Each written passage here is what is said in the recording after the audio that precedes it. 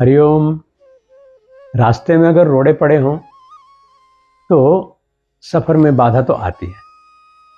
वो रोड़े चाहे सड़क में हो, ट्रैक्स में हो और या फिर शरीर के ट्रैक में पैदा हो जाएं, तो जो अबाध प्रवाह है, चाहे वो रक्त का प्रवाह है, चाहे वो अन्य स्राव हैं उनका प्रवाह है, वो बाधित हो जाता है। और ऐसा ही होता है हमारे यूट्रस में भी, यानी यूट्राइन फाइब्रॉइड कहलाती है एक प्रॉब्लम के गर्भाशय में रोड़े पैदा हो जाते हैं, यानी छोटी छोटी रसौलियाँ, छोटी बड़ी रसौलियाँ हो जाती हैं, जिसकी वजह से जो स्वाभाविक धर्म है हमारे गर्भाशय का, उसमें अड़चन आती है। और वो अड़चन हमें दुख भी देती है और कई बार निराशा भी दे देती है। दुख तो इसलिए कि जब बच्चियों में ये फाइब्रॉइड की समस्या हो और वो गृहस्थ धर्म में जाएं, तो उनके जो रजस्वला होने पर जो उनको रक्तस्राव होता है वो नियमित नहीं हो पाता, बल्कि कई बार तो अतिस्राव होने लगता है, जो उनके स्वास्थ्य के लिए खतरे की घंटी रहती है। इसी तरह से उनके कमर में दर्द रहने लगता है, यहाँ तक कि गृहस्थ में जो आनंद का पथ है, जो धर्म पालन का कर्तव्य पथ है, उसमें भी सहवास में पीड़ा होने लगती है, गर्भधारण में दिक्कत होती है। और ये केवल उसकी वजह से ही होता है कि ये जो छोटी छोटी रसौलियाँ बन गई हैं वो दिक्कत पैदा कर सकती हैं। हमारे सभी वीडियोस हिंदी में देखने के लिए सब्सक्राइब करें, यह बिल्कुल फ्री है। हमारी इस समस्या का जो संबंध है वो हमारे पिट्यूटरी ग्लैंड से है, क्योंकि जो ये फाइब्रॉइड्स बनते हैं तो एस्ट्रोजन नाम का एक स्राव है अंतःस्रावी ग्रंथि से मिलने वाला, जिसकी वजह से ये इनकी फॉर्मेशन होती है। हालांकि फॉर्मेशन तो गर्भाशय में ही होती है, लेकिन जो उसको उत्तेजना मिलती है, मतलब वो मिलती है हमारे पिट्यूटरी ग्लैंड से, जो हमारी खोपड़ी में है और जो हम तिलक लगाते हैं जहाँ पर मस्तक में भ्रूमध्य क्षेत्र में, उसके बिल्कुल भीतर सीधे जाएं तो हमारे मस्तिष्क के नीचे वो बहुत छोटी सी ग्रंथि है जो टिकी हुई है, लेकिन उसको मास्टर ग्रंथि कहते हैं। और मास्टर ग्रंथि का मतलब ये है कि मास्टर के हाथ में तो विप है, वो तो सबको कंट्रोल करता है। तो इसी तरह से वो ग्रंथि हमारी जो अन्य अंतःस्रावी ग्रंथियाँ हैं उनकी परफॉर्मेंस को भी कंट्रोल करती हैं, और शरीर के बहुत सारे सिस्टम्स हैं जिनके ऊपर उसका नियंत्रण रहता है। इसलिए उसकी विलक्षण शक्ति को देखते हुए लोग उसको थर्ड आई भी कह देते हैं। तो हाँ, बिल्कुल यही नाम दिया जाता है। इन सब बातों को ध्यान में रखते हुए हम इसका उपाय तो खोजेंगे, क्योंकि योग में प्राय के लोग कहते हैं जी क्या इसका भी इलाज योग में है। हमने कहा मनुष्य के जीवन में कौन सी समस्या ऐसी है जिसका इलाज योग में नहीं है, क्योंकि योगाभ्यास या कहिए योग की साधना वो बीमारी का इलाज नहीं करती है। हम नहीं कहते कि हम हार्ट का इलाज करते हैं या हम जो हमारा रिप्रोडक्टिव सिस्टम्स हैं उनमें आई हुई खराबियों का इलाज करते हैं, ऐसा नहीं होता है।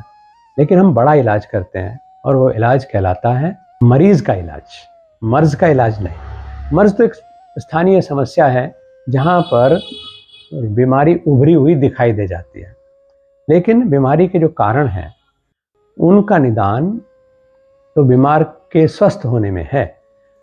और अगर बीमारी का इलाज भी करते हैं तो भी हमारे जो मेडिकल साइंस के मित्र हैं, चिकित्सक लोग हैं, वो भी ये कोशिश करते हैं कि इसकी जीवनी शक्ति, इसकी सकारात्मकता, इसके सिस्टम्स के का स्वास्थ्य बना रहे, जिससे कि हम स्थानीय ट्रीटमेंट भी ठीक से कर पाएँ। इसलिए ट्रीटमेंट में चिकित्सा विज्ञान और योग विज्ञान जो है वो सामंजस्य मिला करके चलते हैं। आज भी अगर हम यूट्राइन फाइब्रॉइड के लिए कोई अभ्यास बताते हैं तो उसके साथ जो मेडिकल ऑब्जर्वेशन है, जो देखा गया कि किस जगह पर जो कितने ट्यूमर्स हैं, किस साइज़ के ट्यूमर्स हैं, उनसे गर्भधारण में क्या अड़चन आ रही है, तो उसमें ये क्रियाएं कितनी सहयोगी हों, ये भी हम डॉक्टर से परामर्श ज़रूर कर लेते हैं। और मरीज़ को भी ये परामर्श डॉक्टर से करना चाहिए। जीवन भर योगाभ्यास करें, निरंतर अभ्यास करें, जैसे जीवन भर आप खान पान करते हैं, जीवन भर आप सोते हैं, जीवन भर आप आनंद लेते हैं, ऐसे ही योग आनंद भी जीवन भर लेना चाहिए।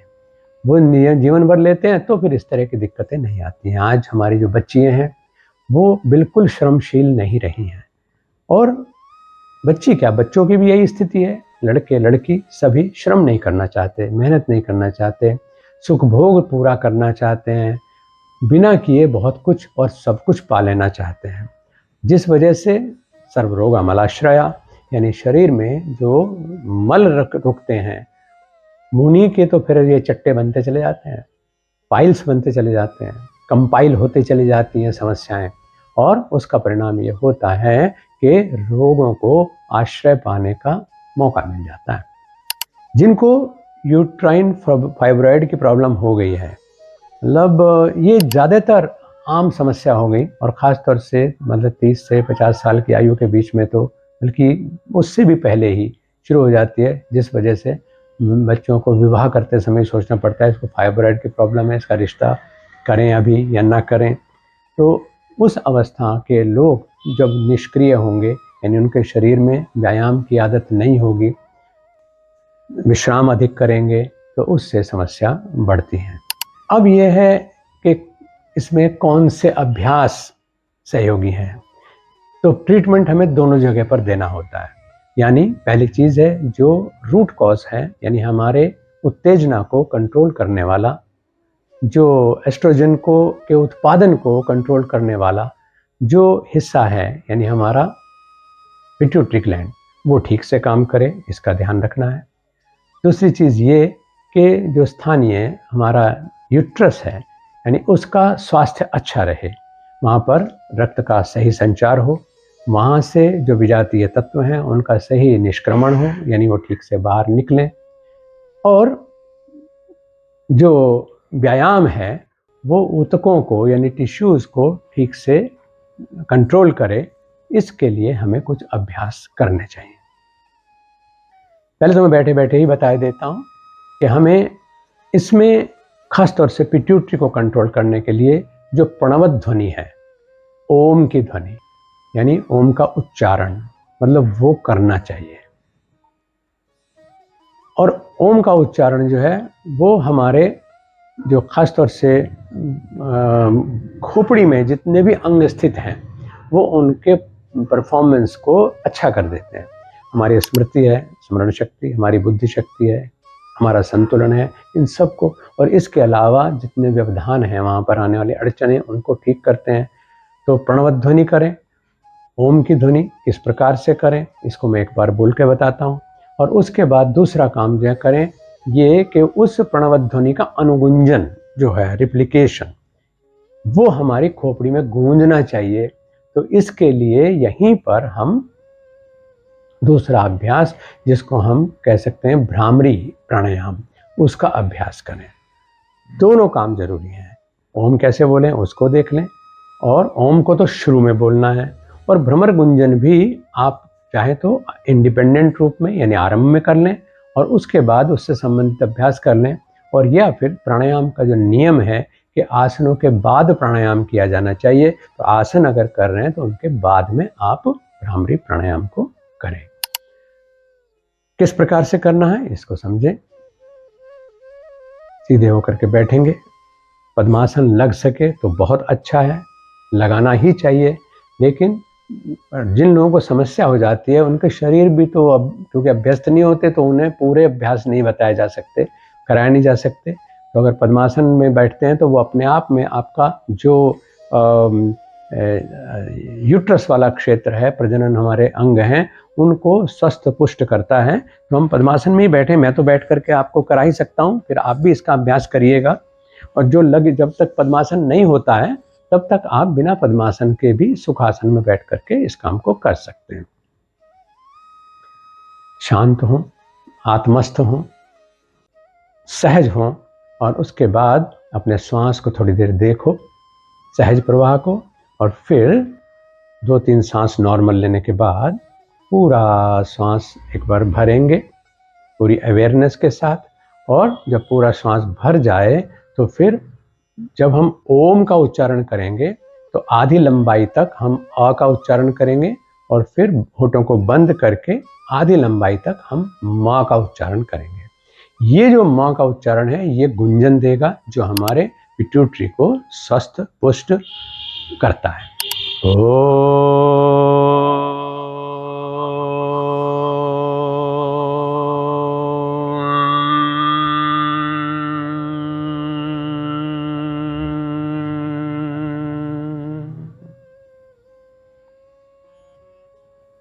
इस प्रकार से, और यदि ये माँ वाला हिस्सा लंबा कर लें तो और ज़्यादा आपको लाभ होगा, ये हमें ध्यान रखना है। इसको आप अनुभव भी कर सकते हैं। एक हाथ आप गोदी में रख लीजिए, दूसरा हाथ सिर पे रख लीजिए, फिर से श्वास ले करके इसी प्रक्रिया को दोहराइए, तो आपकी खोपड़ी में होने वाली जो तरंगे हैं वो आपके हाथ के स्पर्श में आ जाएंगी।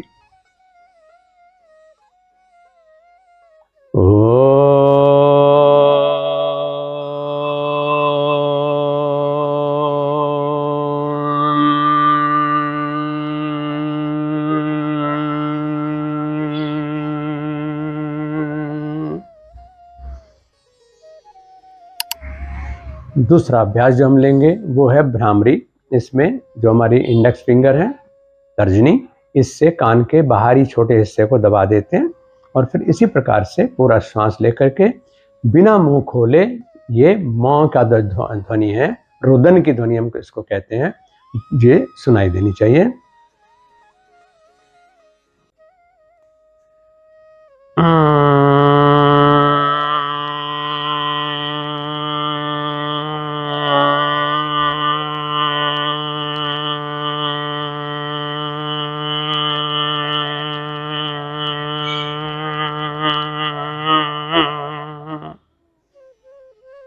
और फिर दोबारा से ऐसे ही श्वास लेकर के इसको करना। ये एक बहुत अच्छा ट्रैंकुलाइजर भी है, टेंशन दूर करने वाला है, थकान दूर करने वाला है, ब्रेन को पूरी तरह से, स्कल को कहिए, वाइब्रेट करने वाला है, वहाँ के जितने भी सिस्टम्स हैं उनको सहजता में लौटाने वाला है।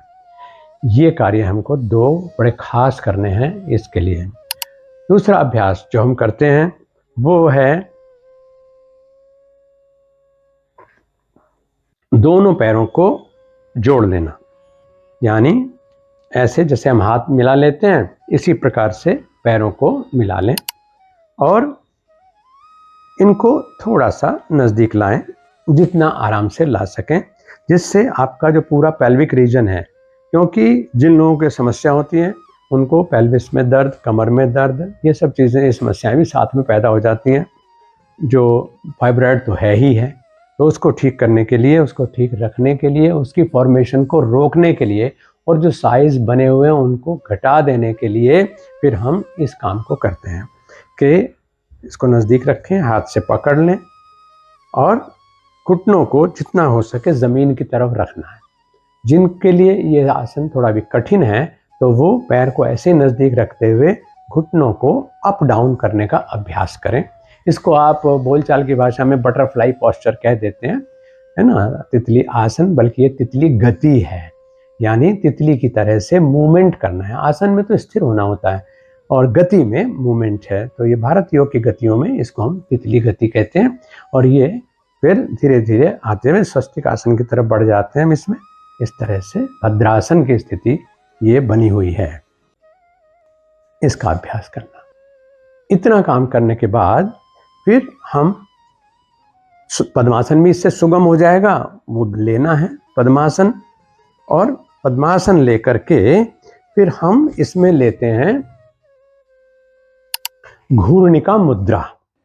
घूर्णिका मुद्रा में ऐसे बैठे हुए ही ऐसे ही घुटनों पे हाथ लेकर के हमें अपने जो पेल्विस से ऊपर का हिस्सा है उसको मूवमेंट देना है, और जिससे पूरा जो नीचे का हिस्सा है वो प्रभावित होता है।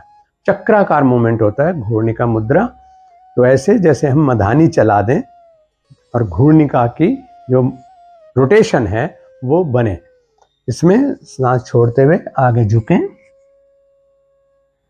फिर सांस भरते हुए साइड से ऐसे जाएं कि कोहनी ज़मीन पे आ जाए ताकि आप अच्छे से झुक सकें। फिर इसी तरह से पीछे की तरफ झुकना, फिर इसी तरह से बाईं दाहिनी तरफ आते हुए कोहनी ज़मीन पे आ जाए और फिर आगे की तरफ मूवमेंट। यही मूवमेंट आप मतलब क्लॉकवाइज और एंटी क्लॉकवाइज करते चले जाते हैं। कोनी का सपोर्ट लेने से आपको गिरने का डर नहीं रहता और आपका परफेक्ट बेंडिंग इसमें होती है, क्योंकि वरना साइड बेंडिंग करते समय आप अपने आप को रिस्क में महसूस करते हैं, वो नहीं करना है और इसी तरह से करते चले जाएंगे। इस मुद्रा का नाम मैंने बताया घूर्णिका मुद्रा। इसको हम सभी करेंगे और इसके बाद हम अभ्यास लेते हैं सुप्त पद्मासन। ये इसमें बहुत इंपॉर्टेंट अभ्यास है और बल्कि सुप्त पद्मासन से ही सुप्त पर्वतासन में हम चले जाते हैं। इस तरह से मैं आप ताकि ठीक से डेमोन्स्ट्रेट कर पाऊं, आप देख पाएं। पद्मासन तो आपने देख ही लिया। जिनको पद्मासन नहीं लगा पाते हैं जो लोग, उसके लिए भी फिर एक विकल्प हम देते हैं। इस तरह से पद्मासन में बैठे हथेली का सपोर्ट लेकर के हम पीछे की तरफ लेट जाते हैं इसमें ऐसे, और सुप्त पद्मासन में ये अभ्यास हम जो लेते हैं इसमें स्त्री और पुरुष दोनों के ही जो रिप्रोडक्टिव ऑर्गन्स हैं उनको पुष्टि मिलती है। यानी पुरुषों में प्रोस्टेट की समस्या हो जाती है, उसमें भी उनको भी लाभ मिलेगा, और जो महिलाओं में गर्भाशय की समस्याएं हैं, अंडाशय की समस्याएं हैं, उनमें भी उसका लाभ मिलेगा। इस तरह से आप पद्मासन लेकर के अप डाउन मूवमेंट करें ये। और फिर जब मेरे दोनों घुटने जमीन पर आ गए तो यहीं से फिर हाथों को साइड से ऊपर ले जाएं और ऐसे जमीन तक ले जा करके पूरा लंबे लंबे सांस लेने का अभ्यास करें। ये जो लंबे सांस यहाँ पर लेना है ये आपके यूट्राइन फाइब्रॉइड्स में विशेष रूप से समस्या के निराकरण में आपका सहयोग करेगा। इसको हम रिपीटेडली भी कर सकते हैं कि हाथ को सांस भरते हुए ले जाएं, सांस छोड़ते हुए वापस लाएं, और इसी तरह से जो मैंने पद्मासन का बताया तो इसमें भी आप अप डाउन मूवमेंट ये लें। जो लोग पद्मासन नहीं लगा पाते हैं तो वो यहाँ पर अपने पैरों को ऐसे मिला करके नजदीक लाने की कोशिश करें, जिससे कि यह हमारा पूरा हिस्सा जो है पूरे पेल्विक गर्डल समेत खिंचा हुआ दिखाए महसूस हो, और ये यहाँ हाथ से हम इसको थोड़ा सा दबा करके रख सकते हैं। जितना हो सके पैर को नजदीक लाना और हाथों का दबाव घुटने के ऊपर बना करके रखना। इसको हम यहाँ पर अप डाउन मूवमेंट भी दें तो कोई हानि नहीं है, बल्कि इसमें और परफेक्शन आता चला जाएगा।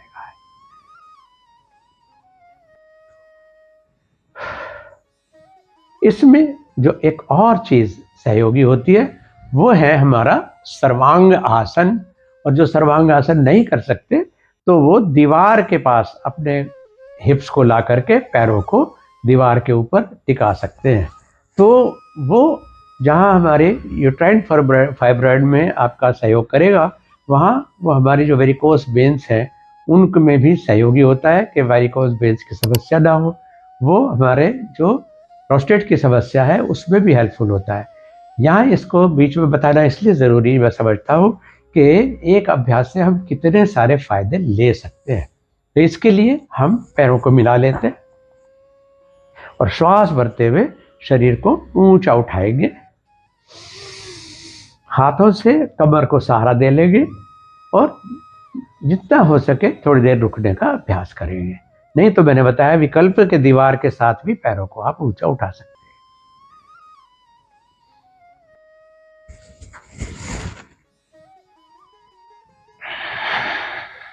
इस तरह से रुकिए और पैरों के पंजों को देखते रहिए, पेट को ढीला रखिए, श्वास चलता रहे,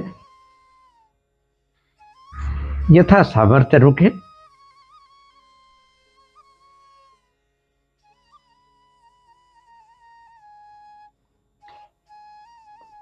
पैर फोल्ड कर लीजिए, आराम से वापस आ जाइए, पैरों को फैला करके जमीन पर टिका दीजिए। इसका अभ्यास 1 मिनट से शुरू करके 5 मिनट तक आप करें, रिस्क फ्री है। और उसके बाद लेट करके जितना समय आपने सर्वांगासन किया है उसका आधा समय पूरे शरीर को ढीला छोड़ करके लेटने का रखना चाहिए। अब जाते हैं, थोड़ा सा अभ्यास, थोड़ा सा ध्यान और थोड़ा सा खान पान का नियम ध्यान रखना हमारे समस्त रोगों को हमसे दूर भगा देता है। खासतौर से ये जो यूट्राइन फाइब्रॉइड की समस्या है, इसमें हमें ध्यान रखना चाहिए कि मांसाहार इसमें सबसे ज़्यादा नुकसान देने वाली चीज़ है। फैट बढ़ाने वाले आहार इसमें सबसे ज़्यादा नुकसान देने वाली चीज़ है। इसमें सहयोगी हैं आपके पूरी तरह से सात्विक और शाकाहारी भोजन। इसका आप ध्यान रखिएगा और अभ्यास को नियमित रूप से करिएगा। कोई समस्या ऐसी नहीं जिसका निदान न होता हो।